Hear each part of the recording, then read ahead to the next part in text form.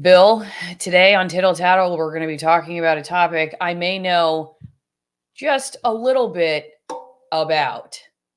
I love Okay, the I'm not bean. trying to flex or anything, but yes, okay.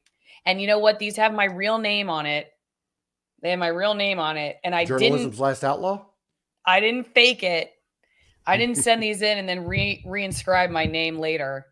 Allegedly, or not even allegedly, because I guess ESPN's apologizing now for this quote fake name scam that led to Emmy statues going to people ineligible for award. What I understand is happening in this case hmm is that for many years,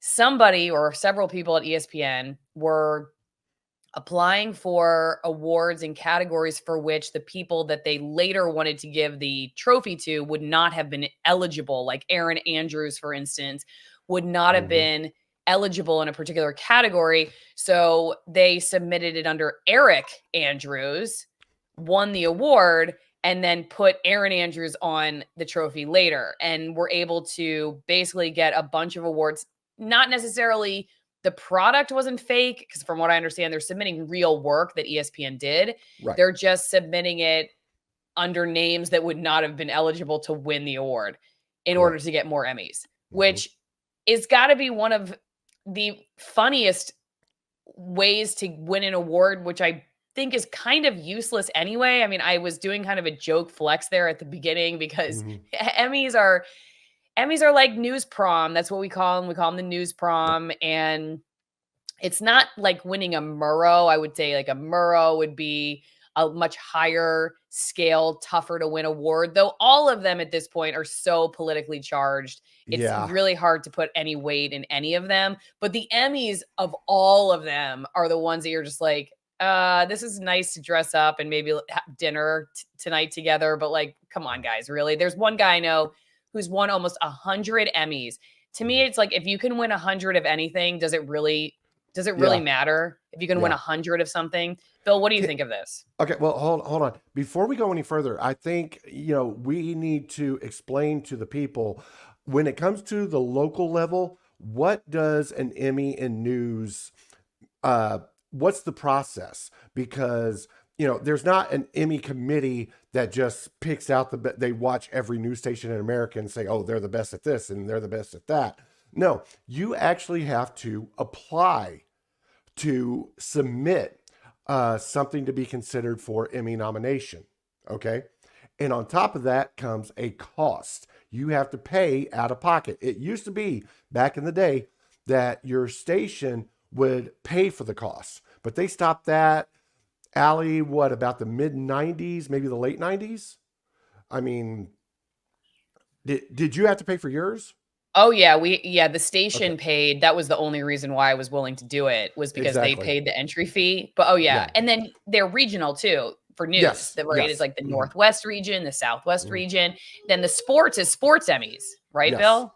Yeah, exactly. Now I've been on and that's the other thing. Again, there's not an Emmy committee, but I've been an Emmy uh, reviewer and an Emmy judge before for regional news. Okay. What happens is you get nominated or chosen, and they say, hey, can anyone from your station volunteer or have the credentials to volunteer to be a judge for these Emmy submissions?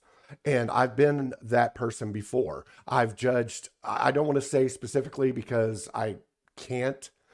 I mean, I could because I really just don't give a F, but Mm. I have a code. I don't want to break that. So I've judged, Emmys specifically in the category of news videography, news photography, and sports presentation.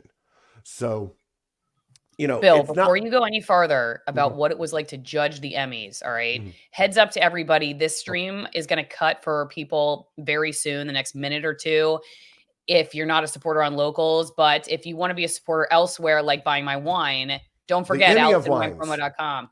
Yeah, get it for your next Emmy party, your Emmy watch party. You're going to throw tomatoes at the screen. At least have a good glass of wine that you don't want to throw at the screen. It's not the kind of wine. Get the Franzia for that. AllisonWinePromo.com, 50% off my favorite Malbecs, 50% off shipping. These are from very remote regions of Argentina. They taste very good because the grapes work extremely hard at 9,000 feet. Can you imagine? We're talking about polar vortexes right now in the middle of the United States of America. Imagine being in this remote region of Argentina at 9,000 feet, how hard these plants are working. The grapes are getting beat down by the sun in the summertime, and it affects the taste for your palate. Great way to support my work and have a great glass of wine as well. If you're not a supporter, consider joining the editorial board over at AllisonMorrow.locals.com. You will get this on Patreon and Rockfin. Bill, you're an Emmy judge. Who I knew? was just well, you got to remember, I worked in much smaller markets. We're talking Bowling Green, Kentucky, Evansville, Indiana. We're talking DMAs in the 200s to 180s. So, the options were limited. And, but no, it was basically just reviewing submissions and giving your reviews. And, I'm not saying it was a glamorous thing or nothing like that. It was just, this is somebody in Southern Indiana that has experience and we trust his judgment. So let's get him to review this XYZ station's submission. Does that make sense? Yeah, and what I think in addition to what you're saying is important to also let people know is this also is not, I don't think you've said this already, this is not the same as the Emmys that say Friends is Right. judged in. Mm-hmm. Yeah. When you're watching Tina Fey walk Mm-hmm. down the red carpet, that's not these Emmys either. So Exactly. There's an yeah. actual Emmy committee that votes on those. Mhm. Yeah. Mhm. Right. And it's not to say that they're totally completely 100% worthless, but I'll just say this. If my station hadn't paid for the awards, for me to submit and basically force me to submit Mm-hmm. because they would pressure you, like they want Emmys, and which we're obviously seeing with this ESPN story, like they want more Emmys. It makes them look validated with each other. I don't Mm-hmm. necessarily think validated with the viewers. I'm not sure viewers care that much. Maybe with advertisers. There was obviously a reason that these folks were doing this. I guess, my thought is that it's an easy award to scam because I don't know. They're just not paying close enough attention, and they just wanted more of the statues. And they look good on your counter. They Mm-hmm. are great for hanging hats. I can hang lots of baseball caps on even just one. There's multiple parts. Like I could do one here, Oh, I bet I one could stick here. my pickleball paddle in there and it could hold my Yeah, pickleball paddle. Yeah. Yeah. you could put a toothbrush, Yeah. in each one of these little holes Nice. here, Great. and or hair brushes, like little small combs and stuff like that. I mean, there's definitely use for them, Right. but I just don't. I stopped. Well, I shouldn't say. I mean, I quit TV news, but at the end of the day, I was going to quit submitting anyway because they were starting to force you to go to the awards. The first time I won an Emmy, I wasn't even at the award ceremony. I was hiking with Lynn and backpacking because it was a beautiful day, the first beautiful day of spring. I wanted to go hiking. It happened to fall on the weekend of the Emmy, so I didn't go. My bosses did not like that I won an Emmy and they called my name and I wasn't there. Mm-hmm. So they told me the next year I had to go to the awards ceremony. Well, then they wouldn't pay for your dinner. So I had to pay for this ridiculously expensive dinner that was not anywhere near the kind of quality food that I would be accustomed to. And I'm not talking about fancy. I'm talking about, local regenerative beef or like high altitude Malbec that doesn't give you a headache, which I got a headache after the Emmys because the wine is so crappy. So anyway, I just was like, I'm not doing this anymore because I'm not going to be pressured to go to this dinner. And the whole thing, it just seemed like it was just I can't use the term. It's a dirty term. I can't use the term. So I'm just going to say it was just it was a self back patting session Mm-hmm. among news journalists. And it was a lot of like who had a bigger name, kind of like when I was riding horses as a young kid. It's like if the judge already knew you and they liked your style. And it was so subjective. It just, I don't know. I just didn't feel like it was necessarily really a meter on like who's the best journalist or who did the best journalism. It's just somebody liked your style who was looking at your story over somebody else's. Well, I'm going to say this. Oh, and I, let's do this. If you want Mhm. to hear what Bill's going to say, if you're watching on Rumble, go over to locals and join the editorial board. Love you guys on Rumble, but this is going to be where it ends. And YouTube, when you see it later, thanks for everything. Bye. Go ahead, Bill. Okay. So I'm going to say this. Like I said, in my experience, news stations stopped paying for your Emmy submissions in the mid 90s, maybe the late 90s, that era. So I only maybe got 1 or 2 years where the station would pay for it. Now, keep in mind, I was a brand new, I had no official training, no schooling in journalism and photography. My first 2 jobs in news was as an editor. Okay. So it wasn't even on my radar. So when somebody suggested, hey, Bill, you did a good job with this, we should nominate it for a regional Emmy. Okay, cool. That's great. Okay, but we need you to pay $185. And I'm like, what? No, I am not going to pay money for an opportunity for one of my peers to judge my work. You know who needs to judge my work? The community that I serve. You know who needs to judge my work? The people that sign my paychecks. You know who needs to judge my work? Me. Okay? And none of that ever comes with a trophy. That's journalism. That's what matters. This Emmy crap, I've got a couple of AP awards, and I was more happy with those than I was with, I would ever be with an Emmy. Okay? Now, knowing what I know now, the AP awards are useless, and I think I lost him in one of my moves, and I was like, F them. I just don't care. So, but when it comes to this particular story, what bothers me, Allison, is ESPN didn't need it.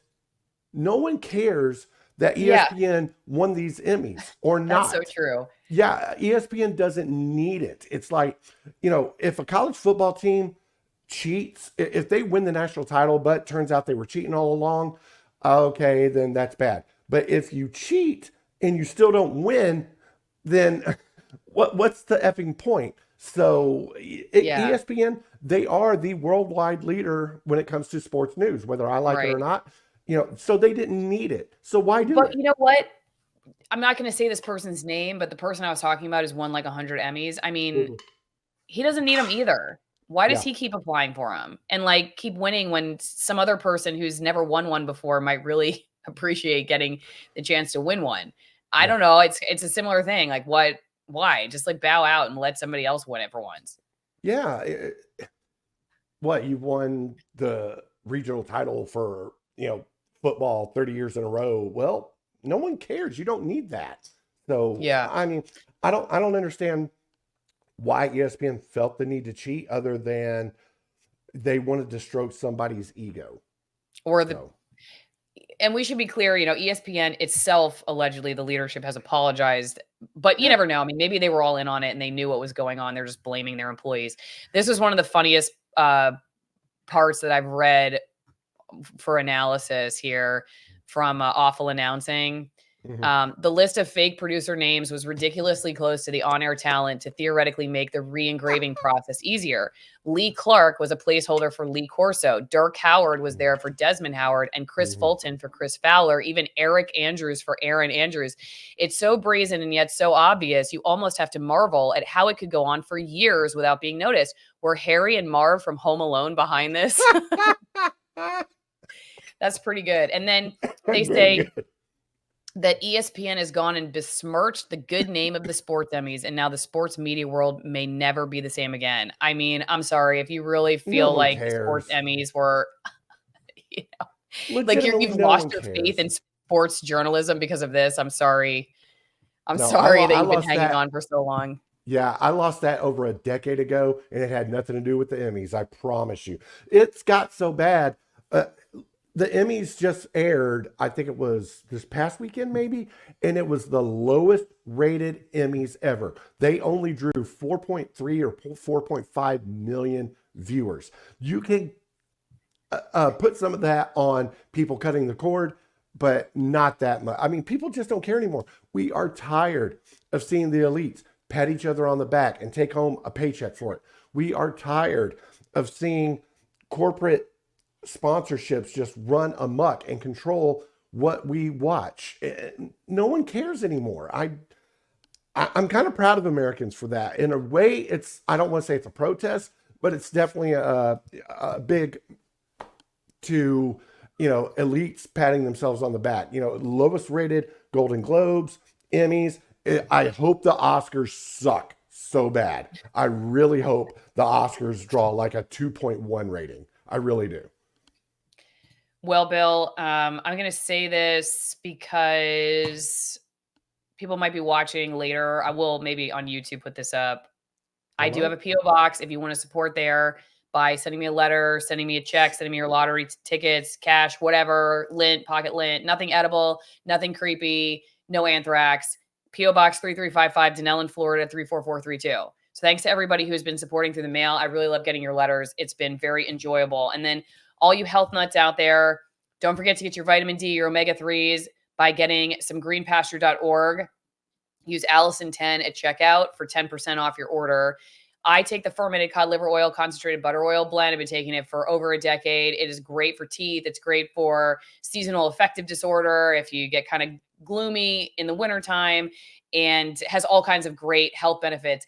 However, I also want to say they now have, under new products, they have a rub that they sent me to try. It's right here. It's all natural. It actually is not just not bad for you. It's good for you. It has skate oil and cod liver oil in it. It's like a natural Vicks vapor rub and icy hot all in one. I need It's it. tingling on your muscles. If you get muscle tension, it's great. Like if you're me and you've been getting over a cough for the last couple of weeks, I rub it on my chest and it like really soothes my cough down. So highly recommend the rub. They make a children's version that's less concentrated and an adult version. Like I said, it's like all natural. It's beeswax and butter wax and